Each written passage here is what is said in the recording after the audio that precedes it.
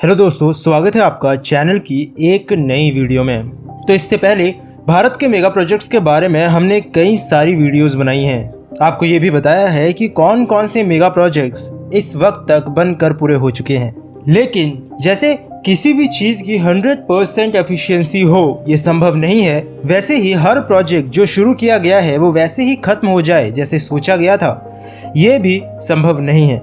भारत में आज कुछ ऐसे प्रोजेक्ट्स हैं जिन्हें शुरू तो बहुत उम्मीदों के साथ किया गया था, लेकिन अब या तो वो किसी कारणों से रोक दिए गए हैं या फिर कुछ मेगा प्रोजेक्ट्स के तो दूर दूर तक पूरा होने के कोई आसार भी नज़र नहीं आ रहे हैं। और आज इस वीडियो में मैं आपको बताऊंगा भारत में मौजूद ऐसे ही 5 मेगा प्रोजेक्ट्स के बारे में। तो बने रहिए वीडियो के साथ। हेलो दोस्तों, मेरा नाम है दीपक, आप देख रहे हैं इट्स इनक्रेडिबल फॉर यू। तो आइए शुरू करते हैं।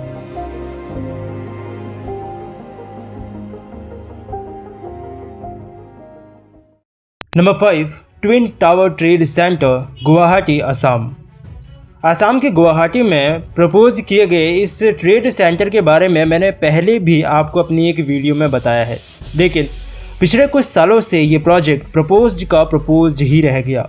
फरवरी 2018 में असम की सरकार ने NBCC यानी नेशनल बिल्डिंग कंस्ट्रक्शन कॉरपोरेशन से एक 65 मंजिला ऊंचे ट्विन ट्रेड सेंटर को बनाने को लेकर एक डील साइन की थी। उसी समय ग्लोबल इन्वेस्टर समिट के एक दिन बाद ही इसके MOU यानी मेमोरेंडम ऑफ अंडरस्टैंडिंग पर भी साइन हो गए थे। लेकिन आज करीबन 2.5 साल बाद इसका काम कहां तक पहुंचा है? हालत ये है कि असम के industries and commerce minister Chandra Mohan Patowary ने पिछले महीने ये कहा था कि हम जल्द ही इस प्रोजेक्ट पर काम शुरू करेंगे और इसी साल इसके लिए टेंडर भी मंगवाने का पूरा इंतजाम कर दिया जाएगा। जुलाई 2018 में जब इस ट्रेड सेंटर की जमीन पर धार्मिक अनुष्ठान पूरा किया गया था इसकी कंस्ट्रक्शन को शुरू करने के लिए, तब ये कहा गया था कि करीबन 60 महीने यानी लगभग 5 साल का समय लगेगा इसे पूरा बनने में। लेकिन आज तक उस जमीन पर एक भी ईंट नहीं रखी गई है, जबकि अब तक उस प्रोजेक्ट को लगभग आधा खत्म हो जाना चाहिए था। इस प्रोजेक्ट की शुरुआत भी काफ़ी अजीब तरीके से हुई थी। इंडस्ट्रीज एंड कॉमर्स डिपार्टमेंट ने इसके लिए पूरी प्लानिंग तो तैयार की, लेकिन बिना किसी फंड रेजिंग और इतने बड़े मेगा प्रोजेक्ट के लिए बिना फंड के प्रॉपर इंतज़ाम किए इस मेगा प्रोजेक्ट को आखिर कितने दिन टिकना था। और वही हुआ। इसके कंस्ट्रक्शन में जो सबसे बड़ी अड़चन बनी वो थी फंड का इंतज़ाम ना होना। साथ ही इसकी लोकेशन भी कहीं ना कहीं इसकी कंस्ट्रक्शन के लिए दिक्कत बनी है। जिस तरफ इस प्रोजेक्ट को बनाया जा रहा है सबको पता है कि उस तरफ किसी भी समय बड़े से बड़े भूकंप के आने का खतरा रहता है। खैर, लोकेशन में भूकंप के खतरे को देखते हुए भी बिल्डिंग को प्रॉपरली बनाया जा सकता है, लेकिन तब जब हर कोई अपने प्रोजेक्ट पर प्रॉपर तरीके से काम करे। इस प्रोजेक्ट पर इस वक्त तक लगभग ना के बराबर काम हुआ है। खैर, अभी आसाम के इन मिनिस्टर्स की बात सुने तो शायद आने वाले कुछ महीनों में हमें इसका काम शुरू और प्रॉपर तरीके से होता हुआ दिख सकता है। लेकिन अब इस प्रोजेक्ट को पूरा बनते हुए देखने के लिए आपका इंतज़ार तो ज़रूर पहले से काफ़ी लंबा होने वाला है। Number 4, Subansiri lower dam. तो हो सकता है कई लोगों ने इसका नाम ना सुना हो, और अगर आप नॉर्थ ईस्ट रीजन से हो तो शायद आप बोलो कि ये डैम तो अभी अंडर कंस्ट्रक्शन है, तो इसे लिस्ट में शामिल क्यों किया। तो पहले जो नहीं जानते उनको मैं बता दूं कि सुबनश्री लोअर डैम या इसे officially Subansiri lower hydro electric power project के नाम से भी जाना जाता है, जो कि एक अंडर कंस्ट्रक्शन डैम है सुबनश्री नदी में नॉर्थ ईस्ट इंडिया के अंदर। ये जगह असम और अरुणाचल प्रदेश के बॉर्डर के पास मौजूद है। लेकिन इस प्रोजेक्ट को इस लिस्ट में इंक्लूड करने का कारण ये है कि ये प्रोजेक्ट अभी भी अंडर कंस्ट्रक्शन है। और कब से? साल 2003 से, मतलब लगभग 17 साल पहले से। साल 2003 में ही इस डैम को और इसके स्ट्रक्चर्स को बनाने का कॉन्ट्रैक्ट कंपनीज को दे दिया गया था। लेकिन आज 17 साल बाद भी ये प्रोजेक्ट अंडर कंस्ट्रक्शन ही है, और कारण ये रहा कि लैंड एक्विजिशन के साथ साथ इसकी डिज़ाइनिंग में भी दिक्कत निकल आई। इस डैम को रीडिज़ाइन तक करना पड़ा। यह डैम 2000 मेगावाट की पावर को बनने के बाद जनरेट कर सकेगा, लेकिन तब जब ये पूरा बन पाएगा, क्योंकि पिछले साल के शुरुआत से ही असम के 2 मुख्य डैम्स दिबांग और लोअर सुबनश्री का काम काफ़ी धीरे गति से चल रहा है और इस साल तो कोरोना के कारण ये काम कैसे हो रहा होगा इसका अंदाज़ा आप खुद ही लगा सकते हो। कुछ लोगों के मुताबिक साल 2024 या 25 तक शायद इस डैम का काम पूरा हो सकता है, लेकिन कितने और साल इस डैम को पूरा बनने में लग सकते हैं मैं कॉन्फिडेंटली कुछ नहीं बता सकता, और वो भी तब जब इसको वापस से बनाने में अब फिर से कोई मुश्किलें और दिक्कत ना आए। Number 3, Amravati smart city. तो पता नहीं क्यों भारत में कोई भी प्रोजेक्ट आराम से तैयार हो जाए ऐसा हो ही नहीं पाता है। उदाहरण अमरावती स्मार्ट सिटी खुद है। यही से स्मार्ट सिटी कहूँ या नहीं, क्योंकि ये भविष्य में स्मार्ट सिटी बनने वाली थी। मतलब अब कब बनकर तैयार होगी ये शायद कोई नहीं कह सकता। भारत में किसी भी प्रोजेक्ट के लिए बेहतर से बेहतर डिजाइनर्स और इन्वेस्टर्स को बुलाया जाता है। अच्छे से पूरे प्रोजेक्ट की प्लानिंग की जाती है। कहीं ना कहीं थोड़े या बड़े लेवल पर जमीनी काम भी उस प्रोजेक्ट पर शुरू कर दिया जाता है। लेकिन जैसे ही सरकार बदलती है उस प्रोजेक्ट पर राहु केतु का साया मंडराने लगता है, और अमरावती के साथ भी इस वक्त कुछ ऐसा ही हो रहा है। साल 2014 में जब आंध्र प्रदेश 2 हिस्सों में बटा था तो तेलंगाना को तो हैदराबाद उसकी कैपिटल मिल गई थी, लेकिन आंध्र प्रदेश को कोई ऐसी कैपिटल नहीं चाहिए थी, बल्कि एक ऐसी कैपिटल चाहिए थी जो भविष्य में आंध्र प्रदेश को आगे लेकर जाए। और इसीलिए अमरावती का आइडिया उस समय की आंध्र प्रदेश की सरकार को आया। 1 साल बाद ही केंद्र सरकार ने 100 स्मार्ट सिटीज का मिशन लॉन्च किया, और अमरावती की किस्मत इतनी अच्छी रही कि कुछ डिस्कशंस के बाद ही स्मार्ट सिटीज की लिस्ट में अमरावती को उसकी जगह मिल गई। एक बेहतर कैपिटल तैयार होने लगी थी, जिसे अब स्मार्ट सिटीज मिशन के तहत सेंटर से भी फंड मिल रहा था, और भविष्य में वो आंध्र प्रदेश को इकोनॉमिक हब बनाने जा रही थी। इसी बीच 25 गाँव को भी उनकी जगहों से खाली करवाया गया था। हजारों किसानों मजदूरों को ये विश्वास दिलाया गया कि ये स्मार्ट सिटी आपके लिए एक बेहतर कल लेकर आएगी। और 2015 से 2019 तक इस प्रोजेक्ट पर जिस रफ्तार से काम हुआ, मुझे खुद ये बोलना पड़ेगा कि उस समय की सरकार ने भले कुछ बोला हो या ना बोला हो, उनके इन इतने सालों में किया गया ये काम ये चीख चीख कर बोल रहा था कि वो इस प्रोजेक्ट को लेकर बहुत ही ज्यादा सीरियस थे। लेकिन साल 2019 में चुनाव होते ही चंद्रबाबू नायडू की सरकार हार गई।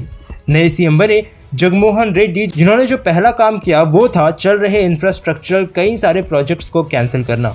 1 जुलाई को एक कमेटी बनाकर कुछ लोगों से रीनेगोशिएशन करते हुए उन्होंने कई सारे प्रोजेक्ट्स को रिव्यू में डाल दिया। 4 सितंबर को 3217 करोड़ रुपयों का एक पावर प्रोजेक्ट का कॉन्ट्रैक्ट जो नवयुग इंजीनियरिंग ग्रुप को दिया गया था उसे अमरावती से कैंसिल कर दिया गया। 21 अक्टूबर को 4731 करोड़ रुपयों का नवयुग इंजीनियरिंग ग्रुप का एक और प्रोजेक्ट कैंसिल हो गया।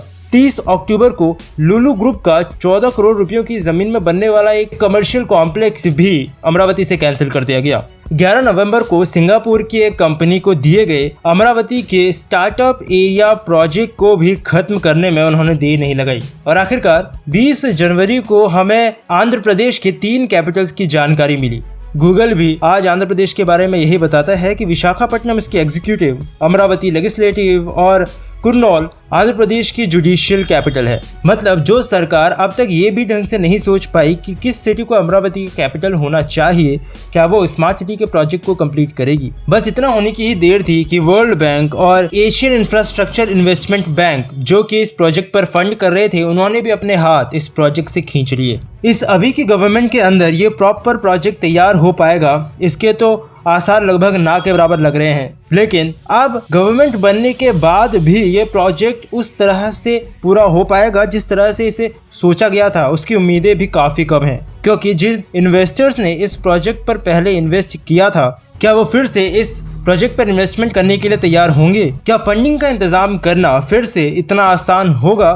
क्या उन इन्वेस्टर्स के विश्वास को जीतना इतना आसान होगा जिनके कई सारे प्रोजेक्ट्स इस वक्त कैंसिल हो गए हैं? और क्या अब वो लोग और वो किसान इसका विरोध नहीं करेंगे जिन्होंने उस समय अपने दिल पर पत्थर रखकर अपनी जमीन अपनी और उस राज्य की बेहतरी के लिए दी थी? Number 2, world one tower. तो वर्ल्ड वन टावर के बारे में शायद आप भी जरूर जानते होंगे। ये मुंबई में दुनिया का सबसे ऊंचा रेसिडेंशियल स्काईस्क्रैपर था जो बनने वाला था। जी हाँ, जो बनने वाला था। अब कब तक बनेगा इसके बारे में कोई नहीं जानता, क्योंकि इस वक्त इस पूरे प्रोजेक्ट को होल्ड पर रखा गया है। लोधा डेवलपर्स द्वारा साउथ मुंबई में 17.5 एकड़ की जमीन पर यह टावर बनाया जा रहा था, जिसमें $321 मिलियन का खर्चा आना था। साल 2011 में ही इस प्रोजेक्ट की शुरुआत हो गई थी और 2018 से ही 285 मीटर बनकर तैयार हो चुका ये टावर होल्ड पर पड़ा है, जिसका कारण है कि ये मुंबई एयरपोर्ट के काफी नजदीक बन रहा है और एयरपोर्ट के नजदीक इतने बड़े स्काईस्क्रैपर को बनाना अलाउड नहीं है। नवंबर 2015 में Lodha developer airport authority of India के पास गया था कि उसे इस टावर को 442 मीटर ऊंचा बनाने की परमिशन दे दी जाए, जिसे उस समय एयरपोर्ट अथॉरिटी ऑफ इंडिया ने रिजेक्ट कर दिया था। पिछले 8-9 सालों से लोधा डेवलपर्स बिना एयरपोर्ट अथॉरिटी ऑफ इंडिया के परमिशन के ही 117 फ्लोर्स को बेचने की तैयारी कर रहे हैं। वो इस वक्त तक कई फ्लोर्स को बेच चुके हैं और क्योंकि 2018 तक इस प्रोजेक्ट के तैयार हो जाने की उम्मीद थी, जो आज यानी 2020 में भी 285 मीटर पर ही अटका हुआ है, जिस वजह से कई कॉर्पोरेट्स और कुछ बायर्स ने Maharashtra real estate regulatory authority में टावर की ऊंचाई तय नहीं होने और धोखाधड़ी का केस भी इनके खिलाफ दर्ज करवाया था।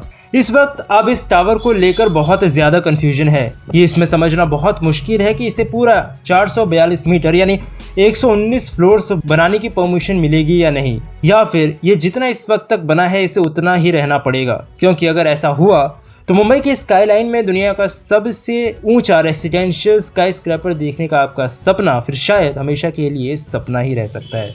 Number 1, Mumbai Pune hyperloop.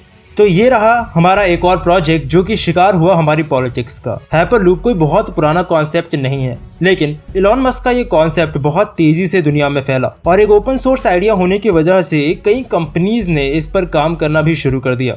Hyperloop एक ऐसा मोड ऑफ ट्रांसपोर्टेशन है जिसमें कुछ पॉड्स वैक्यूम ट्यूब्स के अंदर से ट्रैवल करती हैं और वैक्यूम और मैग्नेटिक यानी चुंबकीय फील्ड की मदद से हवा में तैरते हुए 1200 किलोमीटर प्रति घंटे तक की रफ्तार को हासिल कर सकती हैं। और आपने हाल ही में सुना होगा कि भारत की पहली हाइपरलूप मुंबई पुणे के बीच चलेगी। आपने इस प्रोजेक्ट के हाइपरलूप के पॉड्स की तस्वीरें भी YouTube या किसी सोशल मीडिया साइट्स पर जरूर देखी होंगी। फरवरी 2018 में उस समय के महाराष्ट्र सरकार ने अमेरिकन बेस्ड एक कंपनी वर्जिन हाइपरलूप से मुंबई पुणे के बीच हाइपरलूप बनाने के लिए मेमोरेंडम ऑफ अंडरस्टैंडिंग पर साइन किया था। कुछ ही समय में इस प्रोजेक्ट पर काम शुरू हो गया था, लेकिन फिर कुछ ही समय में ये हो गया। मी उद्धव बाळासाहेब ठाकरे ईश्वर साक्ष शपथ घेतो की कायद्याद्वारे स्थापित झाले आहे अशा भारतीय संविधानाबद्दल मी खरी श्रद्धा व निष्ठा बाळगेन। मेरा मकसद यहाँ पर किसी सरकार की बुराई करना नहीं है, लेकिन हाइपरलूप प्रोजेक्ट की जो हालत इस सरकार ने सिर्फ पिछले करीबन 1 साल में कर दी है, उसके लिए बहुत ही ज्यादा हिम्मत चाहिए। बुलेट ट्रेन के प्रोजेक्ट पर भी महाराष्ट्र सरकार ने अपनी टांग अड़ाने की पूरी कोशिश की, लेकिन बुलेट ट्रेन प्रोजेक्ट कहीं ना कहीं सेंट्रल गवर्नमेंट का प्रोजेक्ट है, तो एक स्टेट की गवर्नमेंट इस प्रोजेक्ट को लेकर कैसा बिहेव करती है वो इतना ज्यादा मायने नहीं रखता। लेकिन क्योंकि हाइपरलूप महाराष्ट्र गवर्नमेंट का ही प्रोजेक्ट था, जिस वजह से अब इस प्रोजेक्ट के हालात ये हैं कि मुंबई पुणे हाइपरलूप इस वक्त पूरी तरह से होल्ड पर है। कुछ ही समय पहले महाराष्ट्र के डिप्टी चीफ मिनिस्टर का एक बयान आया था, जिसमें उन्होंने ये बोला था कि हाइपरलूप अभी बिल्कुल एक नया कॉन्सेप्ट है और विदेशों में भी किसी भी जगह पर इसे शुरू नहीं किया गया है। तो पहले किसी विदेश में इसके कम से कम 10 किलोमीटर के ट्रैक में पूरी तरह से सफल होने के बाद ही हम इसके बारे में मुंबई में शुरू करने के लिए सोचेंगे। ये 10 का आंकड़ा वो कहाँ से लेकर आए ये तो शायद उन्हीं को पता होगा। वैसे मुझे तो उनके इस बयान में कुछ भी समझ में नहीं आया। मतलब अगर कोई एक प्रोजेक्ट, एक नई टेक्नोलॉजी हमें हमारे देश में सबसे पहले शुरू करने का मौका मिल रहा है, तो वो न जाने ऐसा क्यों नहीं करना चाहते। वर्जिन हाइपरलूप ने भी ये चीज़ क्लियरली कही है कि मुंबई पुणे के बीच का करीबन 117.5 किलोमीटर का ट्रैक पूरी तरह से बनाकर तभी तैयार किया जाएगा जब 11.4 किलोमीटर के एक ट्रैक में काफ़ी बार ट्रायल और टेस्ट रनिंग कर ली जाएगी। मतलब पूरी टेस्टिंग के साथ ही पूरी तसल्ली के बाद ही वर्जिन हाइपरलूप मुंबई पुणे के बीच के 117 किलोमीटर के पूरे ट्रैक को तैयार करेगी। भविष्य में भी जब भी कभी हाइपरलूप का नाम आएगा तो भारत का नाम भी उसके साथ ज़रूर जुड़ेगा, क्योंकि इसे सबसे पहले हम अपने देश में शुरू कर पाएंगे।